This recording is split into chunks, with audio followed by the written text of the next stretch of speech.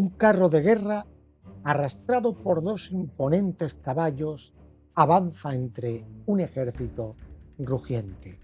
A bordo, una mujer de imponente presencia, con cabellos largos y rojizos, armada y envuelta en furia. No es una escena sacada de mitos o leyendas, es la historia real de Boudica, la reina celta que desafió al Imperio Romano y casi logró arrebatarle Britania.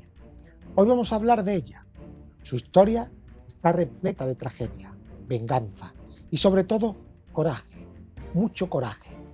Pero lo más impresionante es que todo esto sucedió en un momento en el que las mujeres en el poder eran vistas con escepticismo o desconfianza, especialmente por los romanos. Así que prepárate para conocer a esta fascinante y decidida mujer de la antigüedad.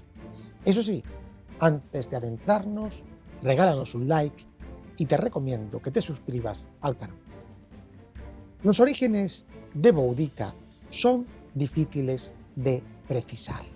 Nació alrededor del año 30 después de Cristo, en lo que hoy conocemos como el este de Inglaterra, en la tribu de los Icenos, una de las muchas tribus celtas que habitaban entonces Britania. Los celtas, a diferencia de los romanos, era una sociedad descentralizada y tribal. Las mujeres podían ocupar cargos de poder y luchar en batalla, algo que Boudica personificó a lo largo de su vida. No se sabe mucho sobre su infancia, pero lo que sí sabemos es que creció en una sociedad donde la guerra y la resistencia frente a invasores eran el pan de cada día. Los romanos habían llegado a Britania en el 43 después de Cristo, liderados por el emperador Claudio, y rápidamente comenzaron a expandir su control sobre la isla.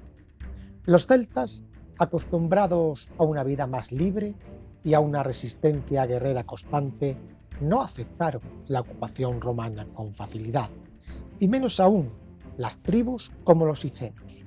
Así que imaginemos a Boudica, joven y observando cómo el mundo celta, lleno de costumbres, independencia y creencias antiguas, empezaba a ser absorbido por el control de Roma. Este fue el escenario que iba a moldear su carácter. La ocupación romana, la presión sobre las tribus celtas y la constante amenaza a su modo de vida eran algo que hacía una presión inmensa en su persona. Boudica no era solo una reina en el sentido ceremonial, como muchos reyes de la antigüedad. Ella era también una guerrera. Es probable que se entrenara en el combate desde muy joven, dado que los celtas no diferenciaban tanto entre hombres y mujeres a la hora de prepararse para la batalla. Sin embargo, todo lo que sabemos sobre Boudica y su pueblo, los icenos, proviene principalmente de fuentes romanas, lo que a veces nos obliga a leer entre líneas para captar una imagen más completa de quién era realmente. Sabemos que Boudica se casó con un tal Prasutagus, rey también de los icenos. Bajo el dominio romano, algunas tribus, como esta de los icenos, mantenían una cierta autonomía a cambio de aliarse con Roma. Prasutagus fue uno de esos reyes, que, al menos en teoría, se mantuvo en una relación pacífica con los invasores romanos. Según el historiador Tácito, Prasutagus había acumulado una considerable riqueza y a su muerte dejó un testamento en el que dividía sus bienes entre Roma y su familia, con la esperanza de proteger su reino y evitar que Roma tomara posesión total de sus tierras. Si nos parece que esto suena como un plan sensato, estamos subestimando la avaricia de los romanos. Porque claro, cuando Prasutagus murió, Roma no respetó su voluntad. En su lugar, los romanos tomaron su reino al completo, confiscaron las tierras de los nobles icenos y trataron brutalmente a su familia. El peor insulto, Boudica fue azotada públicamente y sus dos hijas fueron violadas por soldados romanos. Aquí es donde la tragedia personal de Boudica se transforma en una chispa que enciende la llama de una de las revueltas más sangrientas contra Roma. No es difícil imaginar el odio que Boudica debió sentir en ese momento, pero en lugar de caer en la desesperación, decidió vengarse. Boudica no era solo una reina viuda, era una madre, una líder y ahora una mujer con un motivo personal para querer destruir a Roma. Fue capaz de reunir a varias tribus celtas que, cansadas de los romanos, se unieron bajo su liderazgo. Boudica aprovechó este resentimiento generalizado y en el año 60 o 61 lideró una rebelión que sacudiría los cimientos del poder romano en Britania. Su primera gran acción fue atacar Camulodunum, una colonia romana que simbolizaba el control romano en Britania. Para los icenos y otras tribus celtas, Camulodunum no solo era una ciudad, sino un insulto directo, ya que había sido construida sobre tierras celtas expropiadas. Los romanos no estaban preparados. Boudica y su ejército arrasaron la ciudad con una furia imparable, destruyendo templos, edificios públicos y matando a todos los romanos que encontraron. Fue un acto de venganza y liberación a la vez. Después de Camulodunum, Boudica no se iba a detener. Su siguiente objetivo fue Londinium, la actual Londres, que también fue devastada. Aquí es donde la astucia de Boudica brilló. Sabía que no podría mantener una ocupación prolongada, así que sus fuerzas quemaron la ciudad hasta los cimientos antes de retirarse, llevándose consigo un botín considerable. El historiador romano Dion Casio cuenta que ni mujeres ni ancianos fueron perdonados en las ciudades atacadas por Boudica. La reina celta no hacía distinciones. El mensaje era claro. Roma debía ser expulsada de Britania. El número de muertos, según las crónicas romanas, fue asombroso. Se dice que entre las tres ciudades que atacó, Camulodunum, Londinium y Verulaminium, actual San Albans, murieron más de 70.000 personas. Este número, por supuesto, proviene de fuentes romanas que, como es lógico, podrían haber exagerado las cifras para subrayar la brutalidad de los rebeldes.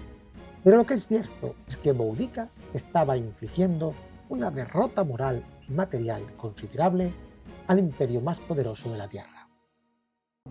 Sin embargo, como suele suceder en la historia, Roma no iba a quedarse de brazos cruzados.